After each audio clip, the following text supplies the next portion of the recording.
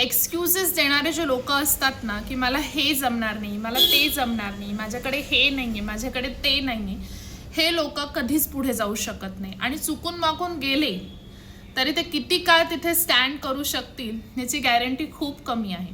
त्याच्यामुळे स्वतःचे पॉईंट्स ओळखा, मायनस पॉईंट, आणि त्याच्यावर काम करा. आणि हे एक्सक्यूजेस देणं बंद करा. जे तुमच्याकडे अवेलेबल आहे ना त्याच्यात काम करायला सुरुवात करा आणि आपोआप तुम्हाला मार्ग मिळत जातील.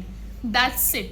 हाच एक सक्सेस फंडा आहे. सक्सेसचा असा कोणताच वेगळा फंडा नाही आहे की काहीतरी वेगळं. म्हणजे बघा, त्यांना सुद्धा जे सक्सेस होतात त्यांना सुद्धा 24 तास मिळतात, आपल्याकडे पण 24 तासच असतात.